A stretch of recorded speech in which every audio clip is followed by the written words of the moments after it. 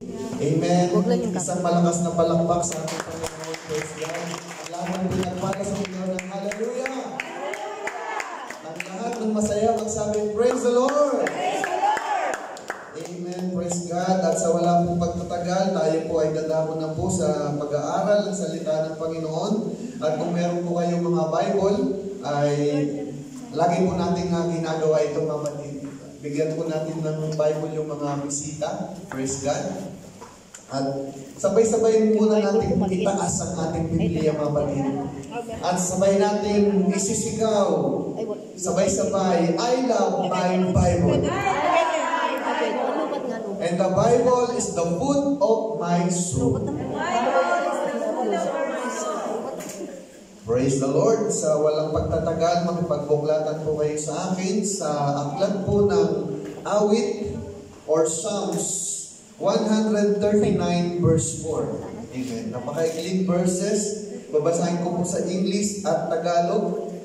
Sa awit 139 verse 4. Everybody say praise the Lord kung nandiyan na po kayo.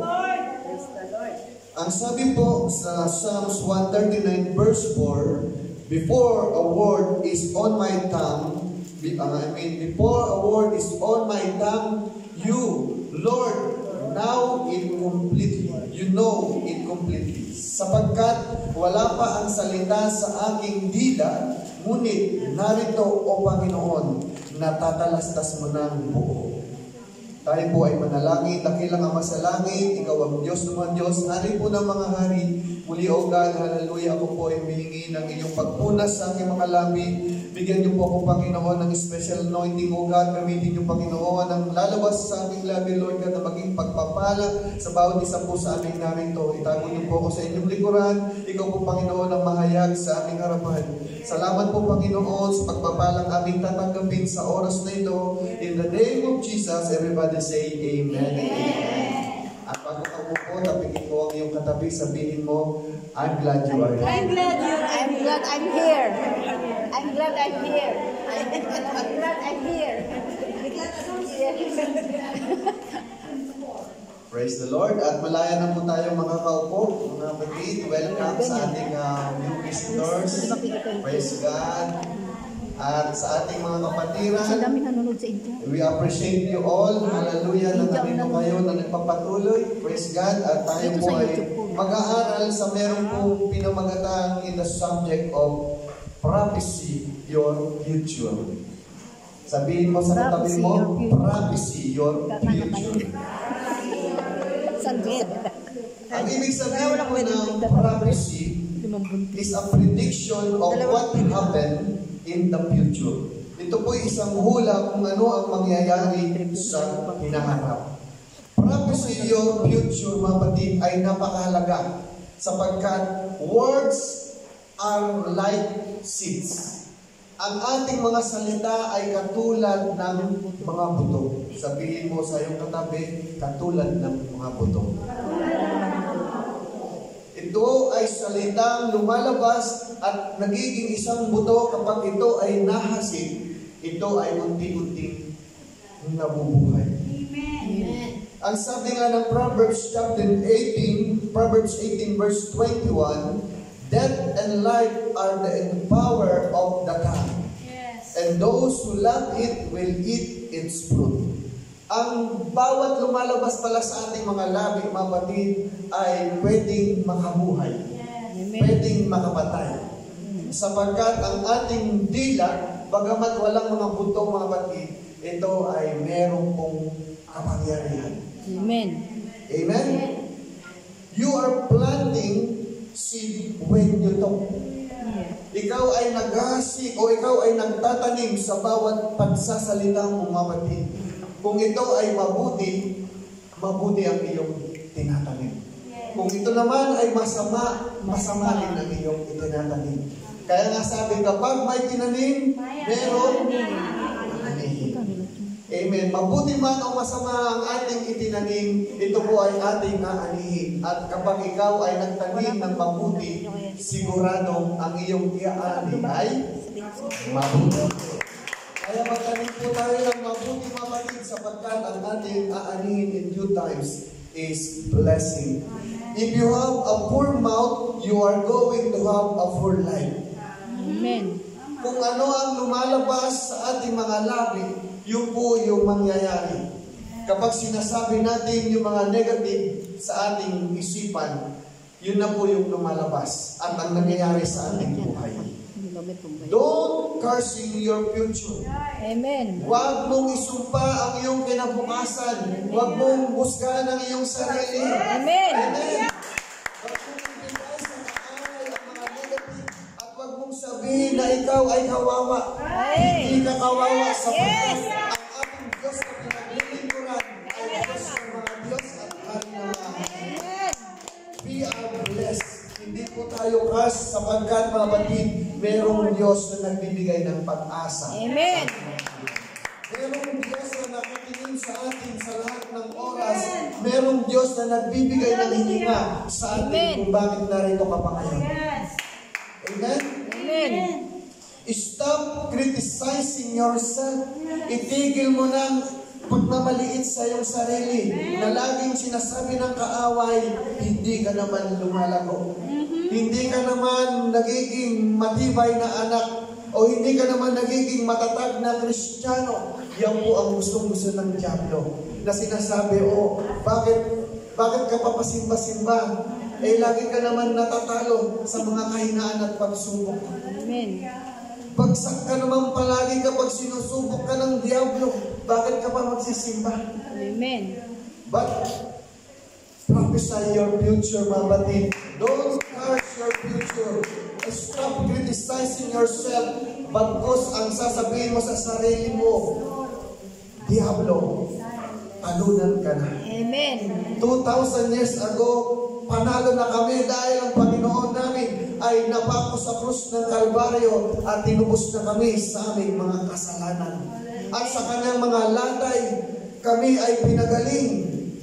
How many stripes, mga batid, ang pagpalo ng Panginoon? 39 stripes. At sa bawat stripe na yun, mga batid, meron pang maraming mga tinig. At sa bawat tinig, mga batid, ay nangangahulugan na bawat karamdaman mo. Amen. Kung ikaw ay may karamdaman, bawat hampas sa likod ng ating Panginoon ay kagalingan para sa iyo. Amen. Kaya mapatid, kung ikaw ay ginugulo ng kaaway, sinasabi ng kaaway, ikaw ay may karamdaman, physically, spiritually, emotionally, or mentally. Hindi magtatagumpay ang kaaway sapagkat ikaw ay panalo na. Amen. Stop criticizing your future. Don't use words to describe the situation, but use words to change the situation. Amen. Huwag tayo mga batid na nakakulong sa isang sitwasyon na laging nasa isipan natin mga batid na tayo ay talunan. Minsan mga kapatid, ang pangangaral na to ay hindi lang sa atin, kundi sa mga mangangaral din mga batid. Amen. Kaya ang pangangaral mga batid ay para sa lahat. I-encourage tayo ng ating Panginoon mga batid. So don't use your word to describe the situation, but use your word to change the situation. Amen. Kung pinapakita sa atin ng kaaway na tayo ay mahina, gamitin mo ang iyong salita, ang sinabi ng Panginoon, I am healed. Yes. I am saved. Yes. Ako ay ligtas and I am the Son of God. Anak po tayo ng ating Panginoon, mga batid. Ikaw ay pinili niya kung bakit narito ka ngayon, kung bakit ikaw ay nakaupo, kung bakit ikaw ay pumapalakpak ngayon, dahil pinili ka ng Panginoon. Ang sabi po ng Matthew 6:31 hanggang 32, kaya huwag kayong mga balisa na magsasabi, ano ang aming kakanin, o ano ang aming iinumin, o ano ang aming daramtin. Sapagkat ang lahat ng mga bagay na ito ay siyang pinaghahanap ng mga hintil. Alam niyo ba yung mga hintil? Tayo po ay, ang mga hintil ay hindi po mga Hudyo.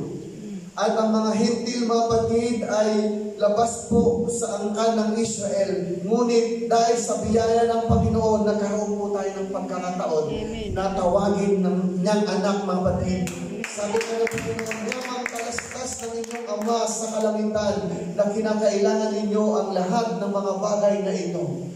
Verse 33, ito yung nabanggit na rin ni Sister Beth kanina, Matthew 6:33. Datapwat, hanapin muna ninyo ang kaharian at ang kanyang katuwiran, at ang lahat ng mga bagay na ito ay pawang idaragdag sa inyo. Amen? Unahin muna natin hanapin ang kaharian ng ating Panginoon. Sapagkat mga batid, kung inuuna natin ang Panginoon, ang sabi niya, ang mga bagay na wala sa atin ay idaragdag ng ating Panginoon. Amen.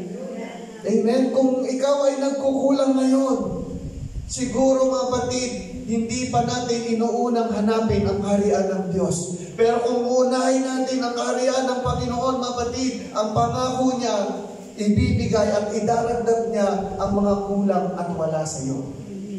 Palakpakan po natin ang Panginoon. Everybody say, praise the Lord. Praise the Lord. Prophesy your future. Take no thought saying, don't give the light by speaking them out. Sa isipan pa lang natin mga batid, ito minsan, ito ang strategy ng kaaway. Iniisip mo pa lang mga batid.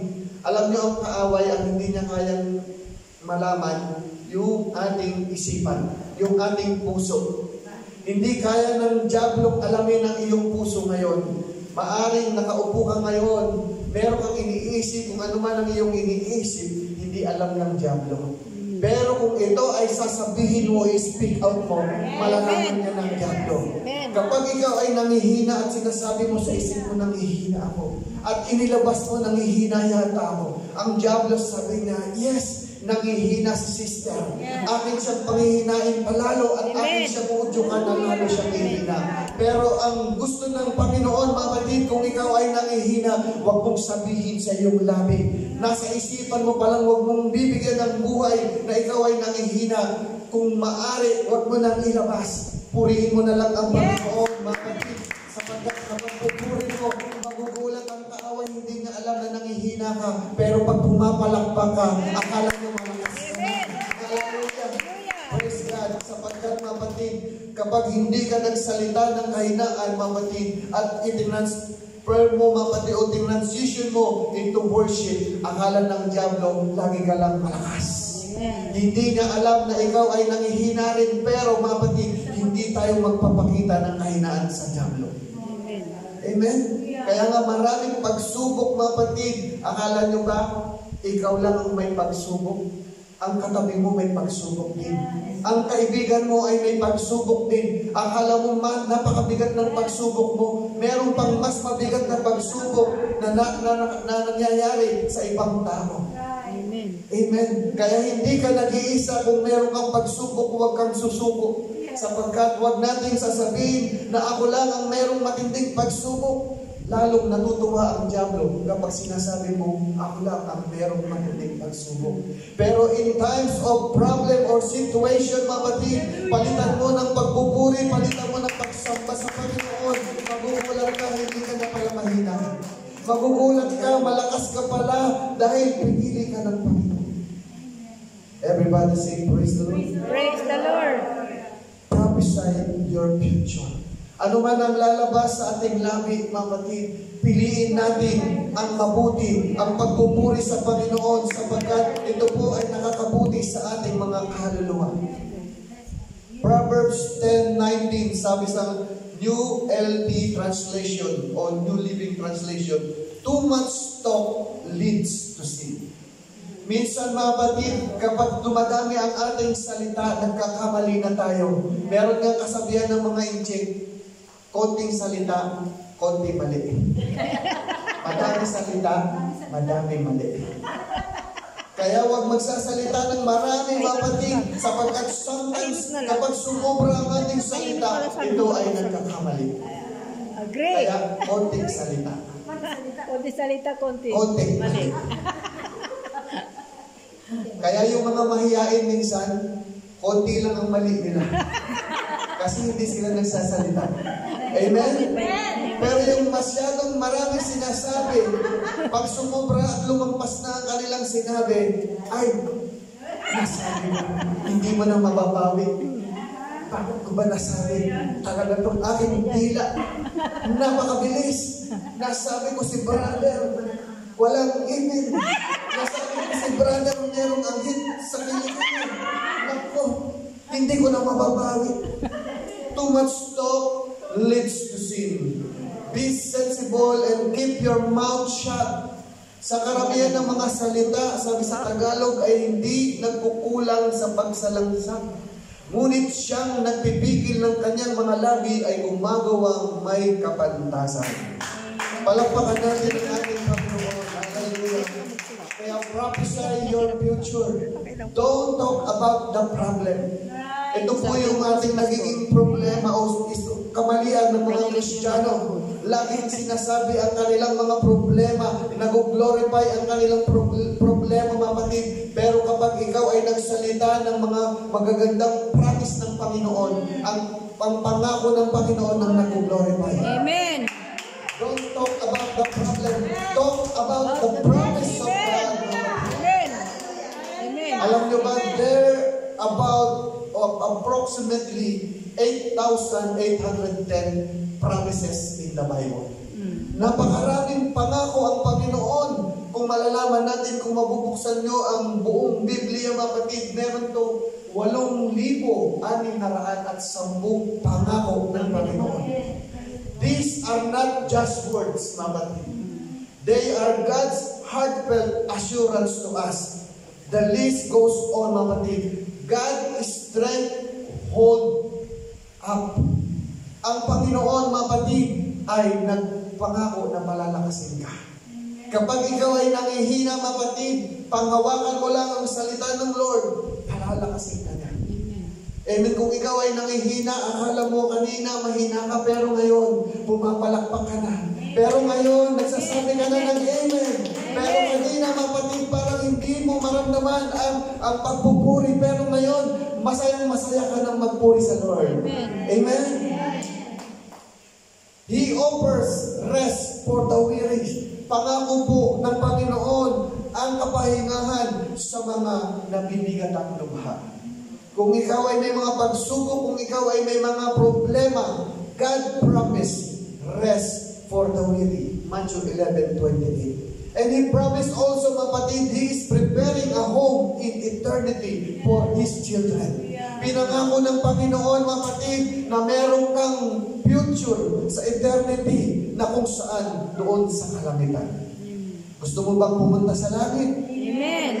Yan po ang inaasam-asam ng mga Kristiyano sapagkat kapag nalaman natin ang katotohanan, palalayain ka ng katotohanan. Amen. Alam niyo ba na merong langit at lupa? Impyerno, I mean? Amen. Sa langit, mga kapatid, kagalakan, kasiyahan, at wala ng karamdaman. Sa impyerno, mga kapatid, habang buhay na pagdurusa. Hindi po nalalaman niya ng ibang mga Kristiyano o ibang kapatiran natin, mapatid, na meron palang impyerno na pagpaparusahan. Kaya minsan, binabaliwanan nila ang pagdalo ng church. Binabaliwala nila, mapatid, ang pagtitipon-tipon, mapatid, upang sambahin ng Panginoon, na akala nila kapag sila ay naging mabait lang, ay okay na yun. Pero hindi yun ang kalooban ng Panginoon na maging mabait ka lang, sapagkat ang pagiging mabait ay hindi yan makakapag-angat sa'yo papuntang langit. Ang pagsunod sa ating Panginoon ang makakapag-angat papunta sa langit. Obedience is better than sacrifice. Napakaganda, mapatid, na tayo po ay sumusunod, sapagkat ang sabi ng Panginoon, if you love me, you will keep my commandments. Kung mahal mo ako, susundin mo, tutuparin mo ang aking mga utos. Ano ba ang mga utos ng Panginoon? Love your neighbors as thyself. Love your enemy. Mahalin mo ang iyong kaaway. Sapagkat sa Diyos, mga kapatid, ang utos niya mahalin ang kaaway. Pero minsan tayo mga nasa flesh, mga kapatid, ang hirap mahalin ang kaaway, di ba? Lalo na kapag galit na galit ka, halos sinira na ang iyong pagkatao sa paninira. Halos ang hirap patawarin. At lalo na kapag yung tao na yun ayaw humingi ng tawad sa iyo. Pero sa Panginoon, mga kapatid, Patawarin natin ang nagkasala sa atin sapagkat kung iniibig natin ang Panginoon, marunong tayong magpatawad sa ating kapwa. Amen. Everybody say, praise the Lord. Praise the Lord. He promised also, mapatid, na bibigyan ng kapayapaan ang nawawalan ng kapayapaan. Kaya mapatid, wag po tayong mawalan ng pag-asa kung minsan ninanakaw ng diablo ang kapayapaan natin. Darating ang bukas, mapatid, kagalakan na ang ipapalit ng ating Panginoon. Amen. Palakpakan natin ang Lord.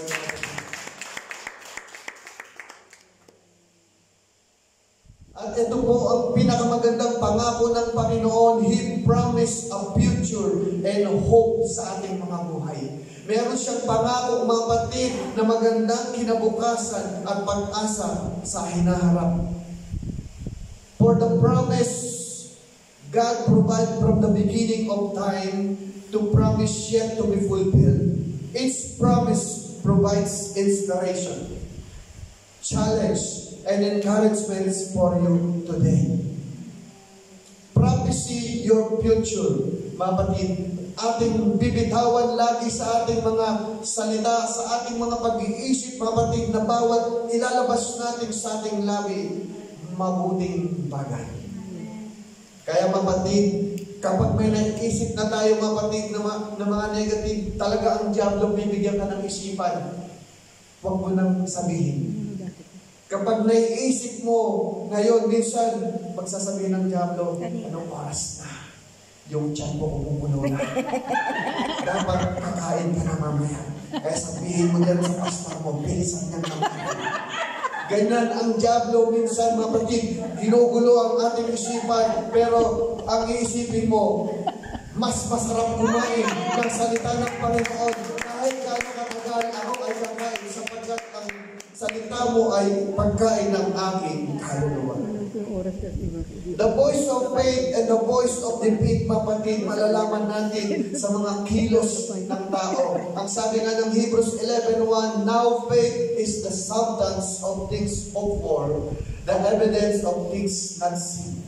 Ang pananampalataya, mapatid, ay ito po yung ebidensya na kung saan naniniwala ka kahit hindi mo nakikita. Amen.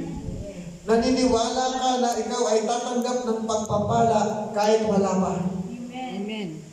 At kung ikaw ay may pananampalataya, tatanggapin mo ang pagpapala ngayon at ikaw ay lalabas ng punong-puno ng pagpapala sa iyong spiritual life sa oras na ito sapagkat ang boses ng pananampalataya, ang iyong ipaprophesy sa future ay tagumpay. Amen. Kaya palakpakan mo ang Panginoon sa oras na ito. When you verbalize that thought, you're giving in the right to come to pass. Nang makaharap ni David si Goliath, alam niyo mga kapatid, nakakita siya ng napakalaking higante. Na kung saan maraming naglalaro sa kanyang isipan, kung isipin mga kapatid na bilang isang tao, kung ako ay mapapalo ng higanteng ito, ako ay parang langgam na mapipisa. Pero mga kapatid, hindi niya nilabas sa kanyang labi, mga kapatid. Bagkos ang nilabas niya, ang sabi niya, you come against me with sword and shield, but I come against you in the name of the Lord of Israel. This day, I will defeat you and beat your head with the word of the air. Ganun ang nilabas niya. Ikaw ay humarap sa akin na merong mga sandata at merong kang armor. Pero mga kapatid, hindi natapos si David sapagkat si David ay pumunta at nilabanan ang kanyang Goliath kasama ang Panginoon. Amen. Kasama niya ang Panginoon at nakikita niya may higante pero alam niya sa kanyang likuran merong mas malaking leon, mapatid na nakakanyang magiging protector, kaya hindi siya natakot at sinabi niya, sa oras na ito, ikaw ay defeated. At sa oras na ito, pupugutan kita ng ulo at ipapakain ko sa mga ibon. Kapag ganyan ang iyong pananampalataya, kapag ikaw pala ay binubulungan ng kaaway na nangihina, ang sasabihin mo lang pala sa iyong puso't isipan, ilalabas mo sa iyong labi, Ikaw ay talunan na kaaway. 2,000 years ago, ikaw ay tatapon ko sa ganda-gandagatang apoy in the name of Jesus. Lumayas ka sa aking isipan. Kapag minsan binibigyan tayo ng anxiety ng kaaway, minsan binibigyan tayo ng depression sa ating isipan, ang gagawin lang pala natin, lumayas ka sa aking isipan. Satanas, pumunta ka sa ilalim ng dagat in the name of Jesus. Tayo po ay magtatagumpay. Amen. Palakpakan mo ang Panginoon, malakas. Hallelujah, hallelujah. Praise the name of Jesus. Bigyan niyo pa po ang konting minuto. Nang si Job, mabatid, nung nawala ang lahat ng kanyang mga importante sa kanyang buhay, hindi po siya nagsalita ng masama sa Panginoon. Hindi niya sinisi ang Panginoon, bagkos mapatid, lumalabas sa kanyang labi. Ang sabi niya, hubad akong lumabas sa lupa. Hubad din akong lalabas dito sa mundo. At ang pinakamatinding lumabas sa kanyang labi, purihin ang Panginoon. Alam niyo ba kung bakit ganon, mapatid? Namatay ang mga anak, ang kanyang mga ari-arian ay nasunog, nawala lahat, mapatid. Ang kanyang moral ay bagsak, pero hindi lumabas sa kanyang puso na sinisi niya, bakit mo kung ginanyan, Panginoon? Bagkos ang ginawa ni David, pinalitan niya, mapatid, ang nasa puso't isipan niya ng magandang salita. At sinabi niya, purihin ang Panginoon. Amen. Tayo po tayo mga kapatid, hallelujah, sa oras na ito, kung ikaw ay nangihina, kung ikaw ay merong mga pagkukulang sa ating Panginoon, prophesy your future. At sa oras na ito, i-declare mo sa iyong isipan na pupunta ako sa altar sa oras na ito, sapagkat ang aking isipan ako ay pagpapalain mo, Panginoon, sa oras na ito.